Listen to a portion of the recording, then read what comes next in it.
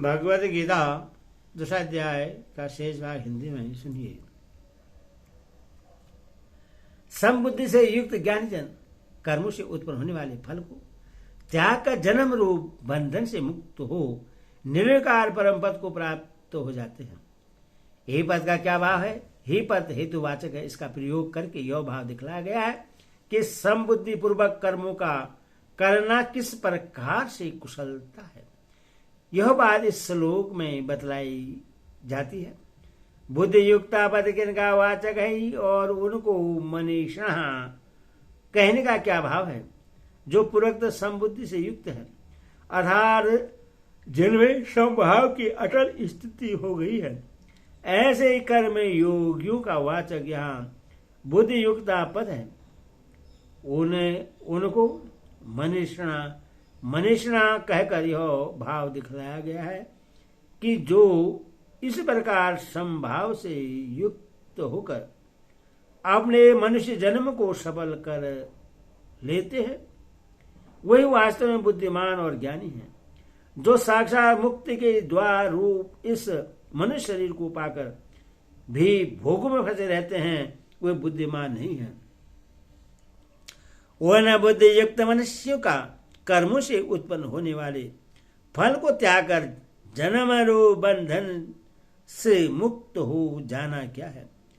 समतारू योग के प्रभाव से उनका जो जन्म जन्मांतर में और इस जन्म में किए हुए समस्त कर्मों के फल से संबंध विच्छेद होकर बार बार जन्मने और मरने के चक्र से सदा के लिए छूट जाना है। यही उनका कर्मों से उत्पन्न होने वाले फल का त्याग करके जन्म बंधन से मुक्त हो जाना है, क्योंकि दोनों गुणों के कार्य रूप सांसारिक पदार्थों में आसक्ति ही पूर्व जन्म का हेतु है। उसका उनमें सर्वदा भाव हो जाता है, इस कारण उनका पूर्व जन्म नहीं हो सकता। ऐसे पुरुषों का निर्विकार अनामय परम पद को प्राप्त हो जाना क्या है, जहां राग देश आदि कलेशों का, शुभाशुभ कर्म का, हर्ष शोक आदि विकारों का और समस्त दोषों का सर्वदा भाव है। जो इस प्रकृति और प्रकृति की कार्य में सर्वदा अतीत हैं, जो भगवान से सर्वदा अभिन्न भगवान का परम धाम है, जहां पहुंचे हुए मनुष्य वापस नहीं लौटते, उस परम धाम का वाचक अनामय पद है। अतः भगवान के ही परम धाम को प्राप्त हो जाना, सच्चिदानंद घन निर्गुण निराकार या सगुण साकार परमात्मा को प्राप्त हो जाना, परम गति को प्राप्त हो जाना या अमृतत्व को प्राप्त हो जाना, यह सब एक ही बात है। वास्तव में कोई भेद नहीं है। साधु की मान्यता का भी ही भेद है। भगवान के कर्म योग के आचरण द्वारा अनामय पद की प्राप्ति बतलाई। इस पर अर्जुन को यह जिज्ञासा हो सकती है कि अनामय परम पद की प्राप्ति मुझे कब और कैसे होगी। इसके लिए भगवान 2 श्लोकों में कहते हैं, जिस काल में तेरी बुद्धि मोहरू दल दल को भली भांति पार कर जाएगी, उस समय तो सुने हुए और सुनने में आने वाले इस लोक और परलोक संबंधी सभी भोगों से वैराग्य को प्राप्त हो जाएगा। मोह कलित क्या है और बुद्धि का उसको भली भांति पार कर जाना किससे कहते हैं? स्वजन बांधवों के वध की आशंका से सने बस अर्जुन के हृदय में जो मोह उत्पन्न हो गया था, जिसे इसी अध्याय के 2 श्लोक में कषमल बतलाया गया है, यहाँ मोह कल्पित से उसी का लक्ष्य है। और इसी मोह कलित के कारण अर्जुन धर्म समूढ़ चेता होकर अपना कर्तव्य निश्चय करने में असमर्थ हो गए थे। यह मोहकल्पित कलित एक प्रकार का आवरण युक्त मल दोष है, जो बुद्धि को निश्चय भूमि तक न पहुंचने देकर अपने में ही फंसाए रखता है। सत्संग से उत्पन्न विवेक द्वारा नित्य अनित्य और कर्तव्य अकर्तव्य का निश्चय करके ममता, आसक्ति और कामना के त्याग पूर्वक भगवत परायण होकर निष्काम भाव से कर्म करते रहने से इस आवरण युक्त मल दोष का जो सर्वदा नाश हो जाना है, यही बुद्धि का मोह रूपी कलित को पार कर जाना है। श्रोत और श्रोतव्य इन दोनों शब्दों से किनका लक्ष्य है और उनसे वैराग्य की प्राप्ति होना क्या है। इस लोक और परलोक में जितने भी भोगेश्वर आदि आज तक देखने, सुनने और अनुभव में आ चुके हैं, उनका नाम श्रुत है। और भविष्य में जो देखे, सुने और अनुभव किए जा सकते हैं उन्हें श्रोतव्य कहते हैं। उन सबको दुख के हेतु और अनित्य समझकर उनमें जो आसक्ति का सर्वदा अभाव हो जाना है, यही उनसे वैराग्य को प्राप्त होना है। भगवान कहते हैं कि मोह के नाश होने पर जब तुम्हारी बुद्धि सम्यक प्रकार से स्वाभाविक स्थिति में पहुंच जाएगी, तब तुम्हें इस लोक और परलोक के समस्त क्षणिक पदार्थों से यथार्थ वैराग्य हो जाएगा। भांति भांति के वचन को सुनने से विचलित हुई तेरी बुद्धि जब परमात्मा में अचल और स्थिर ठहर जाएगी, तब तो योग को प्राप्त हो जाएगा, अर्थात तेरी परमात्मा से नित्य सहयोग हो जाएगा। श्रुति विप्रतिपन्ना बुद्धि का क्या स्वरूप है? इस लोक और परलोक के भोगेश्वर्य और उनकी प्राप्ति के साधन के संबंध में भांति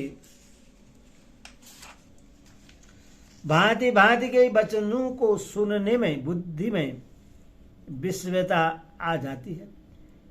इसके कारण वह एक निश्चय पर निश्चय रूप से नहीं टिक सकती। अभी एक बात को अच्छी समझती है तो कुछ ही समय बाद दूसरी बात को अच्छी मानने लगती है। ऐसी विक्षिप्त और अनिश्चितात्मक बुद्धि को यही श्रुति पर प्रतिपन्ना बुद्धि कहा गया है। यह बुद्धि का विपेक्ष दोष है। उसका परमात्मा में अचल और स्थिर ठहर जाना क्या है?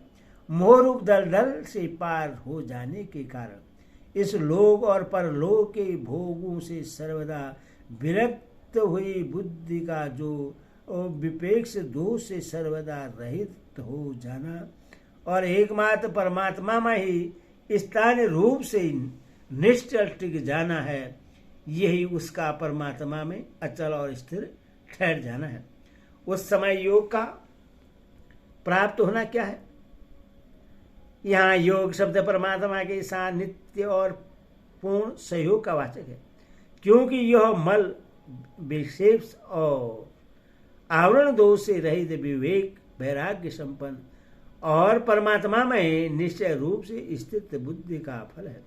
अथवा इसके बाद ही अर्जुन ने परमात्मा को प्राप्त स्थितप्रज्ञ पुरुषों के लक्षण पूछे हैं। इसमें भी यही सिद्ध होता है।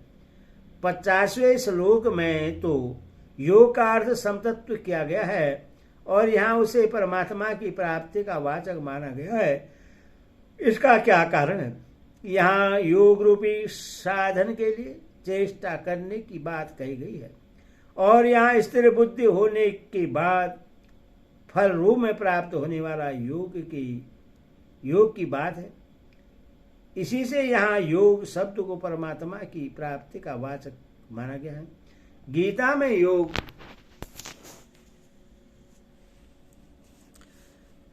में योग शब्द निम्नलिखित कुछ उदाहरणों के अनुसार प्रसंगानुसार विभिन्न अर्थों में आए हैं। योग, कर्म योग। यहाँ योग में आरूढ़ होने की इच्छा वाले के लिए कर्म कर्तव्य बतलाए गए हैं। इस कारण योग शब्द कर्म योग का वाचक है। ध्यान योग, वायु रहित स्थान में स्थित दीपक की ज्योति के समान चित्त की अत्यंत स्थिरता का वर्णन होने के कारण यहाँ योग शब्द ध्यान योग का वाचक है। समतत्व योग, योग में स्थित होकर आसक्ति रहित हो तथा सिद्धि असिद्धि में समबुद्धि होकर कर्म के करने की आज्ञा होने से यहाँ योग शब्द समतत्व योग का वाचक है। भगवत प्रभाव रूप योग इस समय आश्चर्यजनक प्रभाव दिखलाने का वर्णन होने से यह शक्ति अथवा प्रभाव का वाचक है। भक्ति योग निरंतर अभिचार रूप से भजन करने का उल्लेख होने से यहाँ योग शब्द भक्ति योग का वाचक है। यहाँ तो सर्वश्रेष्ठ भक्ति योग शब्द का उल्लेख ही हुआ है। अष्टांग योग, यहाँ योग शब्द का अर्थ सांख्य योग अथवा कर्म योग नहीं लिया जा सकता, क्योंकि ये दोनों शब्द व्यापक हैं। यहाँ यज्ञ के नाम से जिन साधनों का वर्णन है वे सभी इन दोनों योगों के अंतर्गत आ जाते हैं। इसीलिए योग शब्द का अर्थ अष्टांग योग ही लेना ठीक मालूम होता है। सांख्य योग इसमें सांख्य योग के विशेषण के रूप में आने से यह सांख्य योग का वाचक है। इसी प्रकार अन्य स्थलों में भी प्रसंगानुसार समझ लेना चाहिए। योग भगवान श्री कृष्ण का संबोधन होने से यहाँ योगी शब्द ईश्वर का वाचक है। आत्मज्ञानी अपने समान सबको देखने का वर्णन होने से यहाँ योगी शब्द आत्मज्ञानी का वाचक है। सिद्धि भक्ति परमात्मा में मन बुद्धि को अर्पित बतलाए जाने के कारण तथा मन का विशेषण होने से यहाँ योगी शब्द सिद्ध भक्त का वाचक है। कर्मयोगी आसक्ति को त्याग कर आत्मशुद्धि के लिए कर्म करने का कथन होने से यहाँ योगी शब्द कर्म योग का वाचक है। सांख्य योगी अभेद रूप से ब्रह्मा की प्राप्ति इसका फल होने के कारण यह सांख्य योग का वाचक है। भक्ति योगी अन्य चित्त से नित्य निरंतर भगवान के ही स्मरण का उल्लेख होने से यहाँ योगी शब्द भक्ति योग का वाचक है। साधक योगी प्रयत्न से परम गति मिलने का उल्लेख होने से यहाँ योगी शब्द साधक योगी का वाचक है। ध्यान योगी एकांत स्थान में स्थित होकर मन को इकट्ठा करके आत्मा को परमात्मा में लगाने की प्रेरणा होने से यहाँ योगी शब्द ध्यान योगी का वाचक है। सकाम कर्मी वापस लौटने का उल्लेख होने से यहाँ योगी शब्द सकाम कर्मी का वाचक है। पूर्व श्लोक में भगवान ने यह बात कही है कि जब तुम्हारी बुद्धि मोह रूपी दलदल को सर्वदा पार कर जाएगी तथा तुम इस लोक और परलोक के समस्त भोगों से विरक्त हो जाओगे, तुम्हारी बुद्धि परमात्मा में निश्चय ठहर जाएगी, तब तुम परमात्मा को प्राप्त हो जाओगे। ईश्वर परमात्मा को प्राप्त स्थिर प्रज्ञ सिद्ध योग के लक्षण और आचरण जानने की इच्छा से अर्जुन पूछते हैं। अर्जुन बोले, हे केशव, समाधि में स्थिर परमात्मा को प्राप्त हुए स्थिर बुद्धि पुरुष का क्या लक्षण है? वह स्थिर बुद्धि पुरुष कैसे बोलता है, कैसे बैठता है और कैसे चलता है?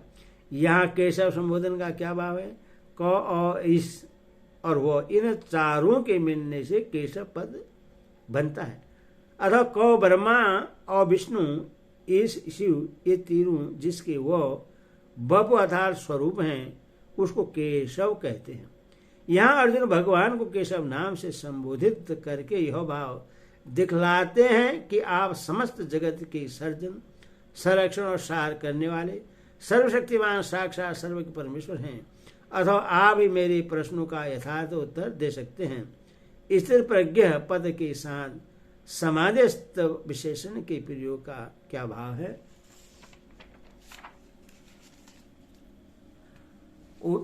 उत्तर पूर्व श्लोक में भगवान ने अर्जुन से यह बात कही थी कि जब तुम्हारी बुद्धि समाधि में अर्थात परमात्मा में अचल भाव से ठहर जाएगी तब तुम योग को प्राप्त होगे। उसके अनुसार यहाँ अर्जुन भगवान से उस सिद्ध पुरुष के लक्षण जानना चाहते हैं जो परमात्मा को प्राप्त हो चुके हैं और जिसकी बुद्धि परमात्मा में सदा के लिए अचल और स्थिर हो गई है। यही भाव स्पष्ट करने के लिए स्थिर प्रज्ञ के साथ समाधिस्थ विशेषण के प्रयोग किया गया है। हरि ओम तत्सत।